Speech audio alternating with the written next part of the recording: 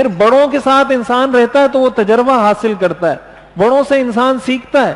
اگر آپ اپنی عمر کے لوگوں کے ساتھ رہیں گے تو آپ وہ کچھ حاصل نہیں کر سکیں گے جو آپ اپنے سے بڑی عمر کے لوگوں کے ساتھ رہ کر حاصل کر سکیں گے۔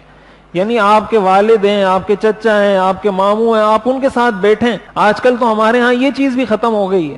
آج کل تو بس موبائل ہے اور کمپیوٹر ہے اور بچہ ہے اور کچھ بھی نہیں۔ تو پہلے تو یہ ہوتا تھا کہ کبھی والدہ اپنے بچے کو کبھی کوئی لوری سنا دیتی تھی، کبھی کوئی قصہ سنا دیتی تھی، کبھی کوئی واقعہ سنا دیتی تھی، کبھی بیٹا اپنے والد کے ساتھ بیٹھ جاتا تھا تو والد اس کو بتاتا تھا، بیٹا ہم جب میں 20 سال کا تھا تو یہ ہوا تھا، جب 30 سال کا تھا تو یہ ہوا تھا، کوئی قصے جس میں بچوں کے لیے نصیحت ہوتی ہے۔ اور بچوں کی جو تربیت، جو سیکھنے کو بچوں کو ملتا ہے اپنے والدین کے واقعات سے، بالخصوص جب وہ واقعات والدین بیان کر رہے ہوں، وہ آپ کو دنیا کی کسی کتاب سے سیکھنے کو نہیں ملے گا، کسی یونیورسٹی میں آپ وہ چیزیں نہیں سیکھ سکتے جو آپ کو والدین سے سیکھنے کو ملتا ہے، جو آپ کو اپنے بڑوں سے سیکھنے کو ملتا ہے۔ تو اس لیے یہ بھی اسلام کا ہی درس ہے کہ آپ اپنے بڑوں کے ساتھ بیٹھا کریں۔ ہمارے ہاں یہ ہوتا ہے یا تو والدین، بچے ایسے ہیں کہ وہ والدین پر بوجھ ہیں،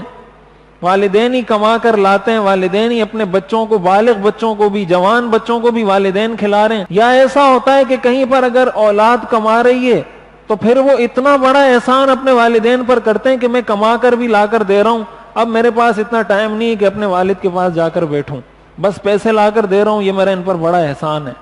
تو یہ تو کوئی احسان نہیں ہے، یہ تو کوئی احسان نہیں ہے۔ ہمارے والد صاحب فرماتے ہیں کہ ہمارے جو دادا تھے وہ میرے والد صاحب کو کہا کرتے تھے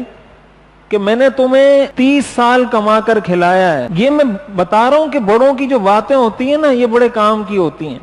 آپ بھی اگر اپنے بچوں کو بتائیں گے، آپ کے دادا آپ کو بتائیں گے، آپ کے ابو آپ کو بتائیں گے تو سیکھنے کو ملے گا آپ کو۔ تو وہ کہتے تھے کہ میں نے آپ کو 30 سال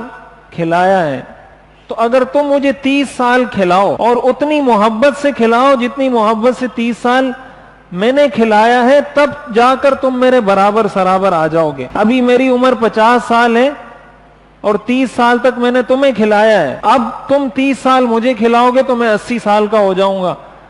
تب جا کر میں یہ کہہ سکتا ہوں کہ تم برابر سرابر میرے آگے۔ جو احسان کا معاملہ ہے وہ تو 31ویں سال میں شروع ہوگا، تو 31 سال کو میں 80 سال کا ہوں گا کہ میں 81 سال میری عمر ہوگی، پھر تم مجھ پہ احسان کرو گے۔ ہمارے ہاں تو بچہ 5000 روپے ایک دفعہ کما لے تو وہ ساری زندگی پھر احسان جتلاتا رہتا ہے ماں باپ پر۔ تو ماں باپ پر کسی کا کوئی احسان نہیں ہوتا۔